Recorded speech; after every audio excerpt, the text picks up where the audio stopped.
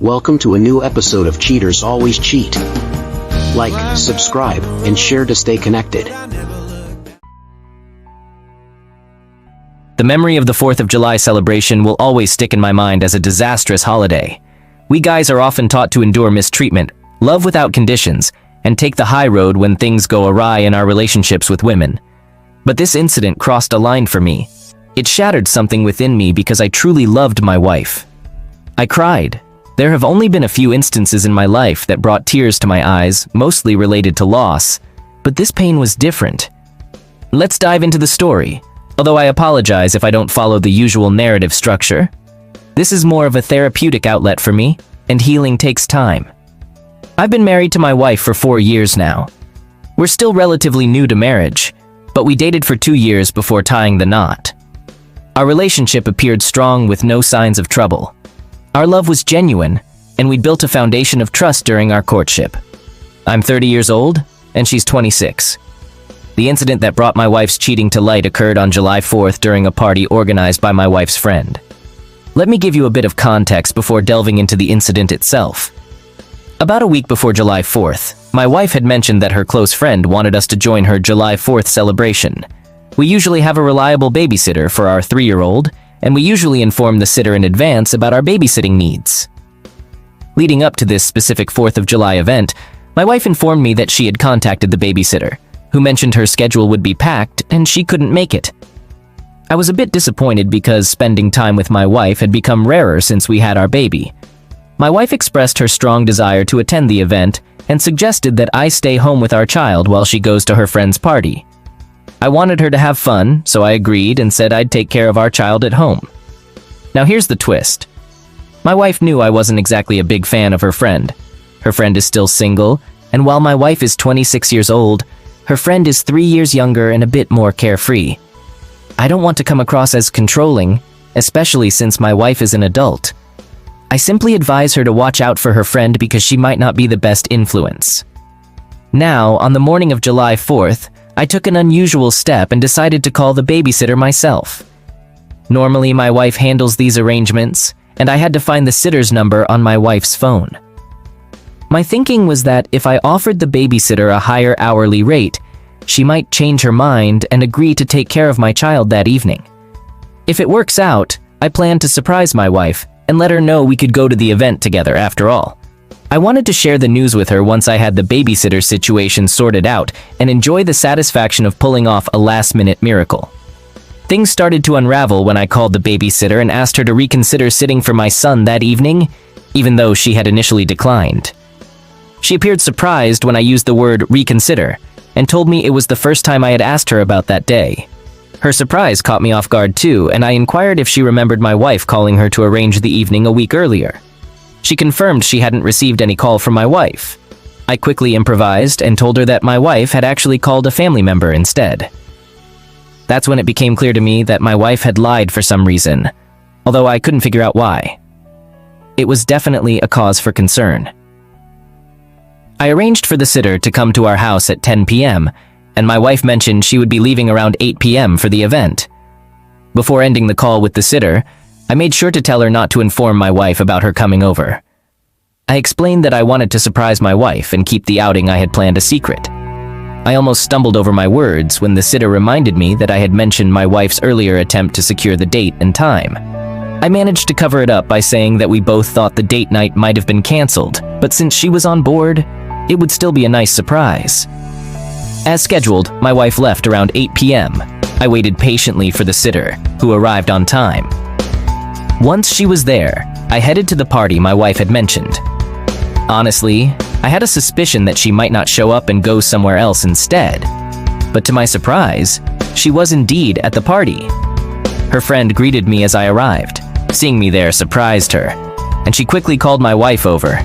It's an understatement to say she was just shocked. Her reaction was more like utter disbelief. It had only been around 3 hours since my wife left home, but she already seemed quite intoxicated. Her eyes were bloodshot, and her reception towards me was chilly. She repeatedly asked why I was there and who was taking care of our child. I reassured her that I had the babysitter situation under control and that she shouldn't worry. I just wanted us to enjoy the evening together and watch the fireworks display. The party itself was in a medium-sized setting, with maybe 15 to 20 people squeezed into the house. One thing that stood out to me, though, was the gender ratio. There were noticeably more guys than girls, almost like a 2-to-1 ratio. We managed to move past the awkward initial interaction, but that still didn't explain why my wife had been deceptive about the outing. The event seemed to revolve around a game night, with a focus on playing risque truth or dare games. I overheard one of the guys suggesting they get back to the game. I decided it was time to catch up on what I had missed and joined in with the friendly group of guys. These were the ones who were quite talkative, either due to the drinks flowing or just their outgoing personalities. Amidst the gathering, my wife's behavior became agitated and uneasy, and she expressed her desire to leave and go home. Her sudden request to leave raised a red flag for me, suggesting that she was definitely hiding something. I assured her we could head home, but I asked for a moment to try some of the drinks since I had just arrived. I headed to the kitchen and struck up a conversation with one of the guys there. After introducing myself to a random guy, I inquired if he was enjoying the party. He introduced himself as well and confirmed that he was indeed having a good time. I told him I was interested in making a move on one of the girls at the party, but I wasn't sure who was available.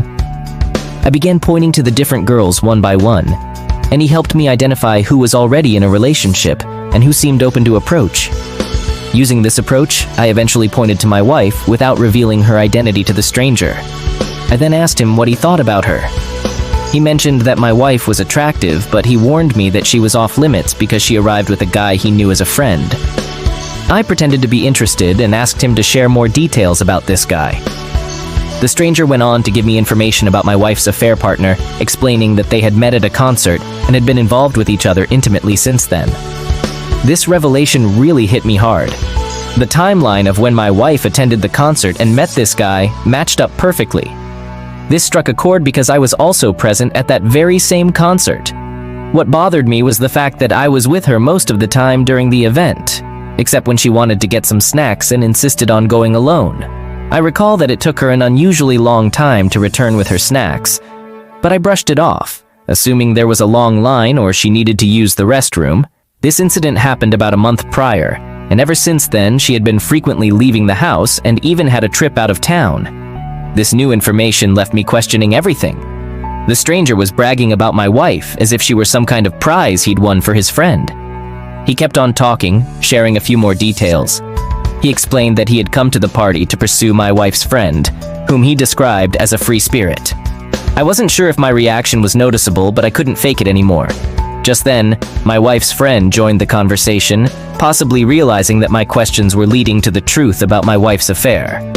However, it was too late, and I could tell that she was also part of the deception. I excused myself from the conversation but asked my wife's friend about my wife's whereabouts. She suggested checking the patio, and that's where I found my wife talking to the guy. It seemed like they were either having a heated discussion or she was trying to convince him of something. I approached them and introduced myself to the man who was involved with my wife. But before I could say anything to him, my wife hastily pulled me away, insisting that we should leave the party. I swatted her hand away with anger and told her she could leave because I wanted to have a talk with the man. I confronted him directly, introducing myself as her husband. I asked him straightforwardly if he knew my wife was married before getting involved with her, considering I had already discovered the truth about their relationship. I have a somewhat imposing presence that I use to my advantage in confrontations. Honestly, I wasn't looking to fight him if he genuinely didn't know she was married. My little show of subtle aggression was meant to let my wife know that I had uncovered her infidelity and to unsettle the guy a bit. I repeated my question to him, making it clear that I didn't want to ruin the party by starting a brawl, but I needed to know if he was aware of my wife's marital status before getting involved with her. My wife was getting anxious and tried to hold me back while apologizing. The guy, seeing the bottle in my hand and realizing he was cornered on the patio with no support, fell for my act and started apologizing as well. He mentioned that he didn't intend to cause any trouble and that he had only started talking to my wife without knowing she was married. I inquired about the number of times they had been together, and he gave a response. I simply wished him a good night and walked away. I hopped in my car and drove back home. I told my wife that I wanted a divorce. I checked into a hotel where I'm writing down my story as a form of self-therapy. I'm feeling lost about what steps to take. This is my first experience with divorce, and I'm completely unfamiliar with co-parenting since I didn't grow up in a household like that. What I do know is that I can't bear the thought of seeing that woman, and this incident is making me physically sick. I'll probably provide updates on what my next moves will be, but for now, I'm truly uncertain. Story 2. My wife was 35 years old, and I was 36 when she got wind of an upcoming high school reunion. We lined up a babysitter for the night and were genuinely looking forward to it. I might not have known any of her old classmates, but the idea of mingling with her friends from back then was thrilling. I first crossed paths with my wife in a bar situated on the same street where we both worked. She was a hairdresser, and I was employed at a print shop. The first thing that caught my eye was her stunning hair. And then I glimpsed her eyes, and I knew right then that she was going to captivate me for a long time to come. Her opening line to me was about needing a haircut, but that's a tangent. We tied the knot and welcomed 2 children into our lives. Our marriage had its imperfections, and there were instances when we thought about taking some time apart. But whenever it came to actually packing our bags, neither of us could go through with it. There was no cheating going on at that point, so it felt like every disagreement or issue could be resolved with communication and effort. Isn't that how marriages are meant to work? Our kids enjoyed a wholesome childhood, never having to overhear heated arguments. They were 13 and 16 when we began preparing to attend her high school reunion. About 2 weeks before the reunion, my wife went on a Facebook spree, adding a bunch of her high school buddies. Among them were a few guys, although most of them were also married. I didn't suspect anything fishy until the sound of constant dings filled the air. Throughout our time at home together, her phone was constantly chiming. I swear I even heard it while I was in the shower or on the toilet. It went off while she was cooking dinner and even when we were saying goodnight to the kids. The excessive notifications were becoming a bit too conspicuous, and she knew it. So I finally mustered up the courage to ask her who was texting her so incessantly. Her response? It was just old high school friends catching up. Fair enough. She switched her phone to vibrate mode and suddenly the messages seemed to stop. But one night after she had fallen asleep, I heard that faint buzzing sound again. I stared at the ceiling for a good half hour before I caved in. What I read in those messages was unsettling. It was a back and forth between her and one of the guys who would be at the reunion.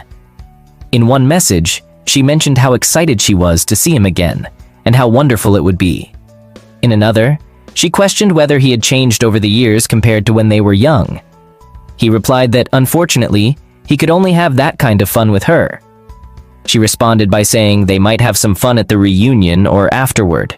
He then pointed out that it seemed like she wanted to keep seeing him even after the reunion, and she didn't deny it. Well, I decided to have a serious talk with her about it, and she was quick to offer a heartfelt apology. She explained that he seemed lonely and in need of friends.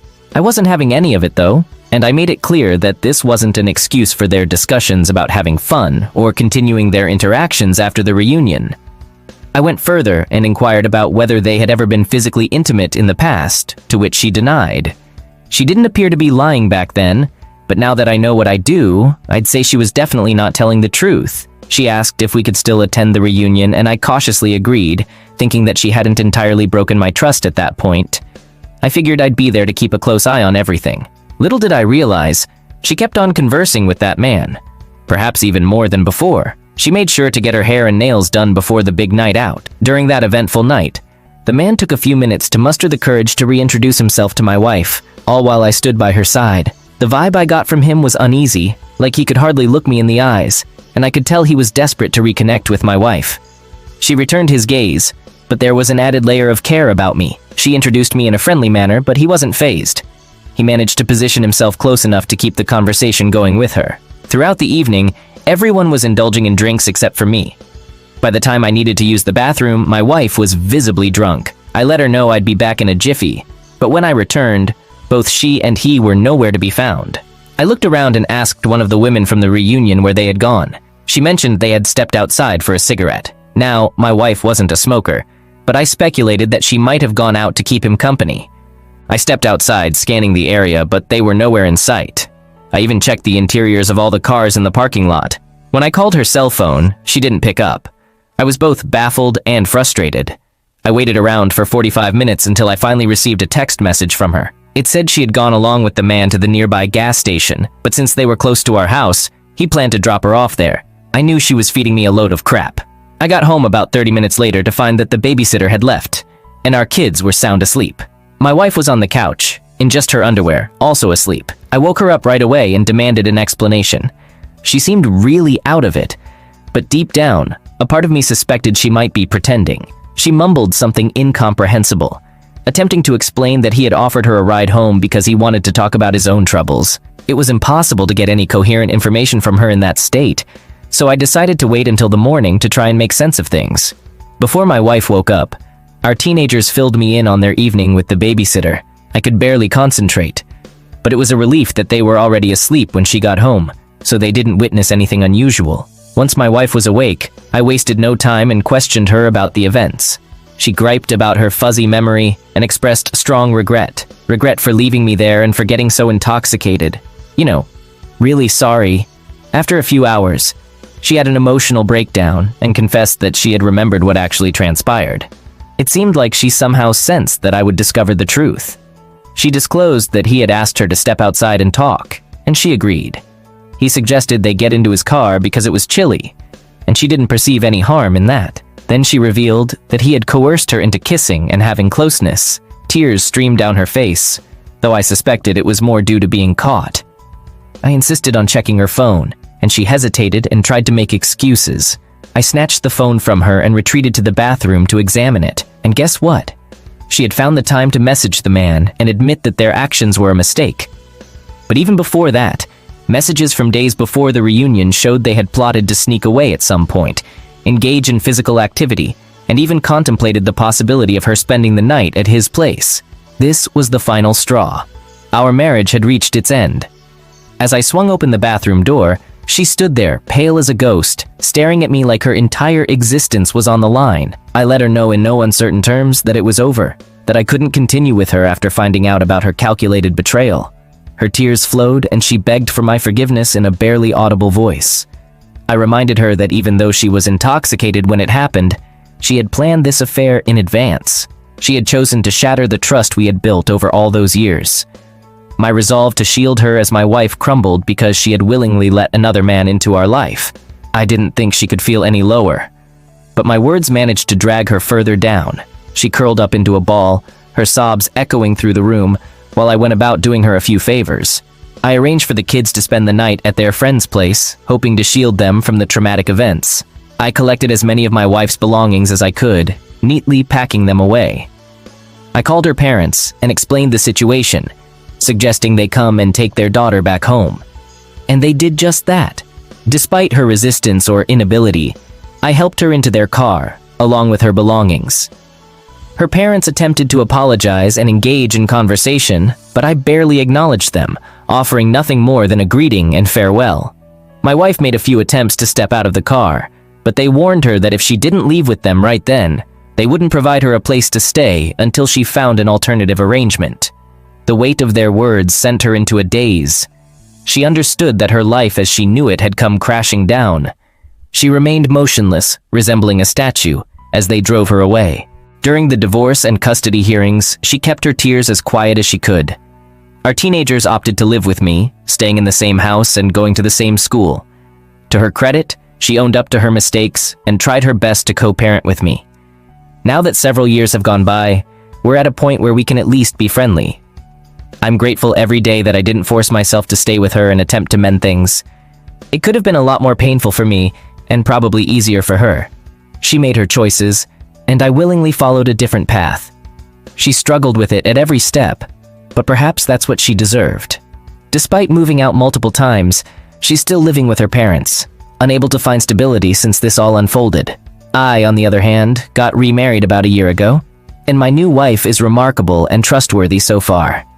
Sharing my experience is important to give hope to others grappling with their own harrowing life changes. My child's mother betrayed me by having an affair with my best friend. Back when we were just dating, I had no clue that she was meeting up with my best friend at 5 in the morning to hit the gym. After my work shifts in the afternoon, my friend and I would work out together.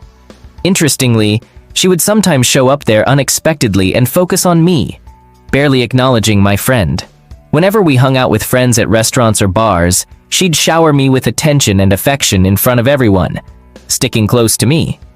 However, if I got up to order a drink or use the restroom, I'd return to find them deep in conversation, and they'd immediately change their behavior when I approached. Since my sister accused me of dominating conversations, I figured I was being overbearing and not giving them space to talk. So whenever I noticed this, I simply trusted them both completely. They both shared an interest in astrology and were thrilled that their zodiac signs matched as Virgos. Eventually, I grew uncomfortable with the direction the relationship was taking, so I decided to end it. She was persistent about us getting back together, putting in a lot of effort. She'd come over to my apartment after my work shifts, trying to seduce me. She'd be dressed in sexy lingerie and wouldn't leave until she satisfied me. However, things took a strange turn with my friends. My best friend started avoiding hanging out, and I noticed the rest of the group excluding me from their plans. I asked my buddy what was going on, why I wasn't being invited anymore, and he'd say it was all last-minute planning and they assumed I'd be busy. Later on, another friend revealed that he would tell the group he wanted to invite me, but then tell them I was too busy to join. He never reached out to me. Instead, he contacted my ex and invited her. She was excited to go drinking and clubbing with the group, and him every time. My best friend excluded me from events so he could invite my ex as his date in the group. Despite all the ongoing drama for months, she's putting in a lot of effort to get us to date again, doing all she can, and he's just enjoying the ride for now. I'll admit I'm not the strongest guy, and despite all the headaches she brought, I'd still fall for her visits because I knew she was up for some fun. Eventually, I wisened up and realized her constant presence was just giving me temporary satisfaction while preventing me from meeting new girls. I took a trip out of town for a few months to break the toxic cycle, but after a whole summer, I figured out that I genuinely enjoyed her company and should be open to compromises. We had been together for 2.5 years, so we already knew each other well. After months of not talking, I approached her and asked if we could start anew. She was really upset, somehow knowing that I had been dating someone else while we were broken up. I had no idea how she found out. At this point, I still didn't know that she and my best friend were hanging out the whole time. I made sure to keep my personal matters private to avoid disrupting my life in case this new attempt didn't work out. However, she oddly guessed many things about me with surprising accuracy. I was eventually compelled to admit, yeah, that actually happened. Sure, I did talk to another girl, and a lot of other things she just wouldn't let go of. After she relentlessly pushed me and insisted that honesty was crucial for this to succeed, I ended up spilling all my private details, even though we were already broken up. Following this, she took it a step further, saying that simply sharing wasn't enough, and if I truly meant it, I had to marry her right then and there, or make her pregnant that night.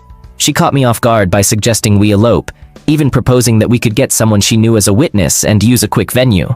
I did want to reconcile, but both options felt extremely rushed. I thought that maybe if we had intimacy, I could avoid getting her pregnant, just like it had always been the case. So within a week, I chose to engage in unprotected intimacy with her as an alternative to getting married. And that's how things unfolded. After that, everything started to go downhill. Firstly, she was against taking a pregnancy test. We had a bunch of extra pregnancy tests, and even though I knew it was too early, I jokingly suggested that she pee on one of them. She came up with a ton of excuses for not doing it until a month later. I sometimes wonder if she was worried she might already be pregnant. On another note, once my best friend learned that I was taking my relationship with her more seriously, he got upset with me and started giving me reasons why I should consider dating someone else instead. Then we found out that she was pregnant from that night, and she gave me an ultimatum. But overall, things seemed good, and I was happy with how they were going. However, her sisters started asking me strange questions like, "Why are you so nice to her?" And "Why are you still with her?" Her family seemed surprised that I was continuing to date her. That's when I started noticing red flags. Her sister began mentioning things that she shouldn't have known about, like my best friend's nickname, the type of car he drives, and some of the music he liked. I asked her how she knew him, and she proceeded to tell me stories about how he frequented their house a lot. She described a time when they walked in on him licking her chest, and how she and my girlfriend stayed up late discussing how my best friend was so desperate to be with my girl that he even performed BJ on her to persuade her to have intimacy. I didn't want to believe it, but I started keeping track of everything she said. I observed things for months.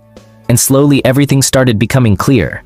Learning about all this made me feel depressed, and I ended up drinking more than usual during her pregnancy. I hadn't confronted her about it yet, but it seemed like she could sense that something was about to blow up. I began asking vague questions and watched her squirm as she told lies. Then I'd witness one lie leading to another lie, trying to cover up the truth. She'd keep lying to me as if I had no clue. She'd look me right in the eyes and lie convincingly. My so-called best friend, who used to be quiet around me, couldn't even muster an apology when I confronted him. He just stayed silent, avoiding my gaze. As it turned out, he was the one feeding her information about my personal life that I had shared with him in confidence, all in an attempt to make her dislike me. The two people I trusted the most betrayed me, and the worst part is, they both teamed up against me. Now I'm stuck dealing with this overly apologetic woman who's raising my child. I'm also stuck with this lingering trauma that's made me reluctant to form new friendships or spend quality time with anyone because I fear getting hurt again by building connections. It's hard to trust people these days. I think the trauma has affected both of us. Because she cheated and lied to me repeatedly, it seems like she assumes I'm doing the same. Despite enduring all the pain and difficulties, I've remained completely faithful. Yet I'm the one constantly on the defensive, facing groundless accusations. It seems like every other day, a new insecurity arises, and our arguments escalate to yelling, cursing, and slamming doors. My patience with her insecurities is wearing thin, and I've even reached a breaking point where I've cried, punched a wall, and injured my hand. I've never been aggressive before. I was shocked at how I lost control. I love my son deeply, and I can see that he's happiest when he sees his mom and me getting along. He's perceptive and knows when things are going well between us. Capito. There are days when I try to avoid unnecessary fights with her by going for a drive, but when I return, the baby seems upset and only wants his mom. It feels like if we split up, it'll definitely affect him. However, if we stay and keep arguing all the time, we'll just set a bad example for him. It's painful, even though I hate admitting it. She really pushed me to come clean before we decided to have a baby, but she never opened up herself. She never confessed that she was sneaking around with my best friend behind my back. And when I confronted her about it, she says, "I loved you so much that I did what I thought was necessary to keep us together. Sorry for loving you too much." Now she's saying we need to stay together for the sake of the baby, and that it's also the best choice for us.